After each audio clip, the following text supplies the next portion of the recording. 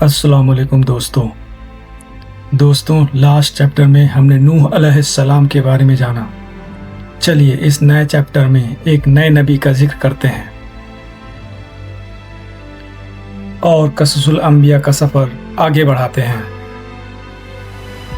دوستوں، دنیا کی تاریخ میں بہت سی قومیں آئیں اور گئیں، لیکن آج میں جس قوم کی بات کرنے جا رہا ہوں ان کی طاقت کا اندازہ آپ اس بات سے لگائیے کہ قرآن پوچھتا ہے، کیا تم نے نہیں دیکھا کہ تمہارے رب نے عاد کے ساتھ کیا کیا؟ وہ ارم والے جن کے جیسا دنیا کے ملکوں میں کوئی پیدا نہیں کیا گیا۔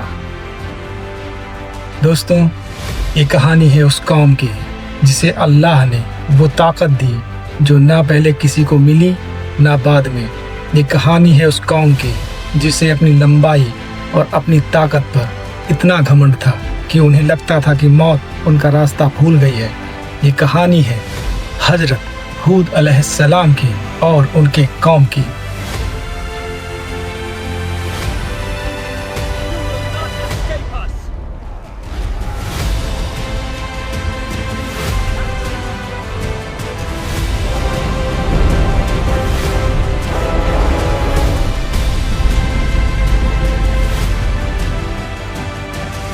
یمن اور عمان کے بیچ احقاف کی وادیوں میں یہ قوم بستی تھی۔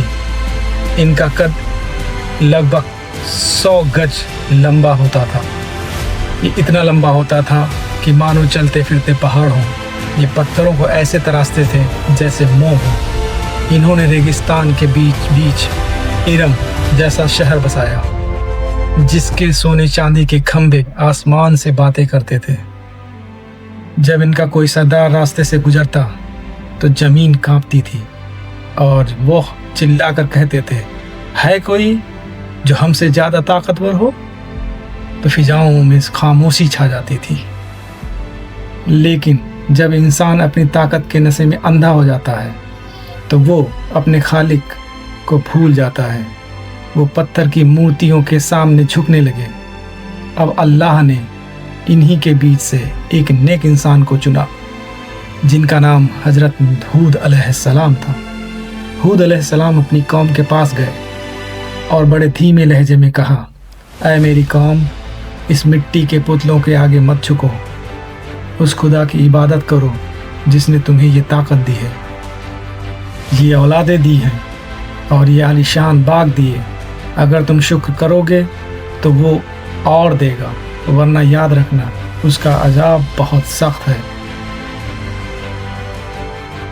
ہود علیہ السلام کی بات سن کر وہ لوگ کھلکھلا کر ہنس پڑے، کہنے لگے، ہود، تم تو ہمیں بہکی بہکی باتیں کرنے والے لگتے ہو، کیا ہمیں ڈرا رہے ہو؟ جاؤ لے آؤ وہ عذاب جس سے تم ہمیں ڈراتے ہو۔ اللہ نے انہیں سنبھلنے کا موقع دیا۔ 3 سال تک بارش نہیں ہوئی، ہریالی ختم ہونے لگی، جانور مرنے لگے۔ ہود علیہ السلام پھر تڑپ کر پکارے، اب بھی وقت ہے لوگوں، توبہ کر لو، رب سے معافی مانگ لو، وہ آسمان کے دروازے کھول دے گا۔ پر افسوس، وہ قوم نہ مانی۔ جب 3 سال تک بارش کی ایک بوند نہ گری اور قوم عاد پیاس سے بلکنے لگی تو انہیں اپنے بزرگوں کی ایک ریت یاد آئی۔ اس زمانے میں یہ دستور تھا کہ جب کوئی بڑی مصیبت آتی تو لوگ مکہ کی پاک سرزمین پر جا کر دعا کرتے تھے۔ وہاں پر اس وقت عمالیق قوم کی حکومت تھی۔ قوم عاد نے اپنے 70 بہترین لوگوں کا ایک قافلہ چنا اور انہیں مکہ بھیجا۔ اس قافلے کا سردار تھا قیل بن انز۔ دوستوں، جب یہ 70 لوگ مکہ کی سرزمین پر پہنچے تو ان کا استقبال اتنے گرمجوشی سے ہوا کہ وہ نشے میں دھت اور اپنے مقصد کو بھول گئے، اور کہتے ہیں کچھ دنوں تک تو ان کو یاد بھی نہیں رہا کہ وہ کس وجہ سے مکہ کی سرزمین پر آئے ہیں۔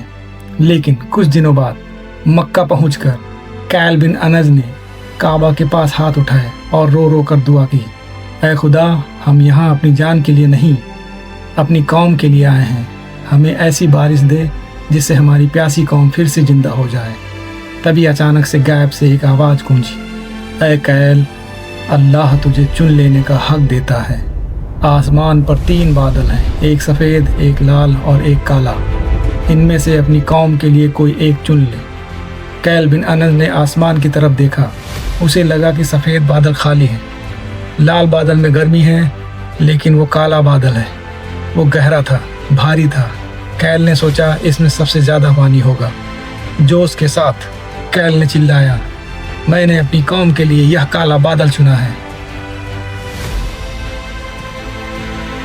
मक्का की पहाड़ियों से एक आवाज़ आई, ऐ कैल, तूने अपनी कौम के लिए बारिश नहीं बल्कि अपनी कौम की राख चुनी है। ऐसा अजाब जो किसी को नहीं छोड़ेगा।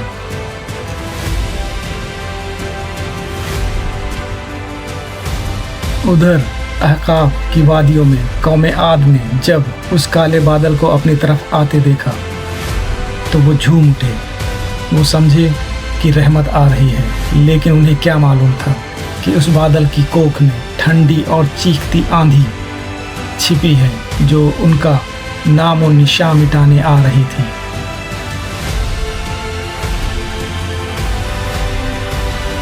एक दिन तपती धूप में अचानक आसमान पर काले बादल छा गए।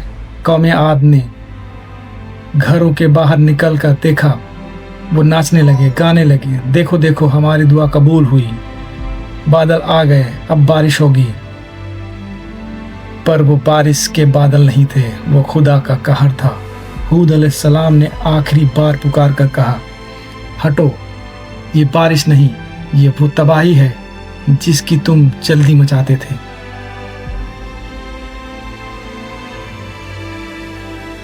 दोस्तों, हदीसों में आता है कि हूद अलैहिस्सलाम ने अपनी उंगलियों के इशारे से एक घेरा बनाया और अपने मानने वालों को, जो अल्लाह को मानते थे, उनको उस घेरे के अंदर जाने को कहा और बोले कि आप सब लोग यहाँ पर महफूज हो, अल्लाह की रहमत होगी।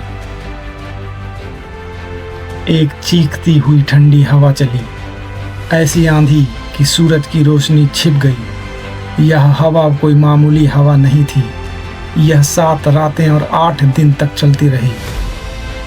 जरा सोचिए दोस्तों, वो पहाड़ जैसे लंबे लोग उस हवा में ऐसे उड़ रहे थे जैसे सूखे पत्ते।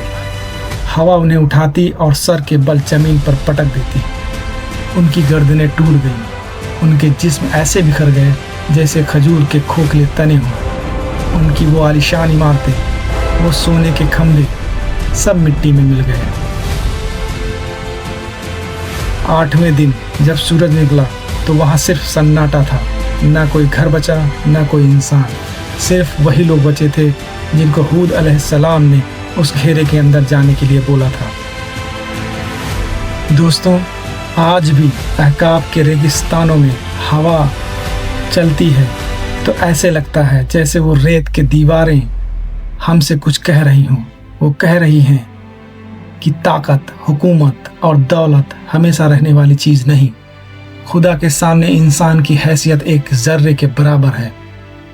यही अंजाम होता है उस कौम का जो अपनी ताकत पर खुदा से ज़्यादा भरोसा करती है।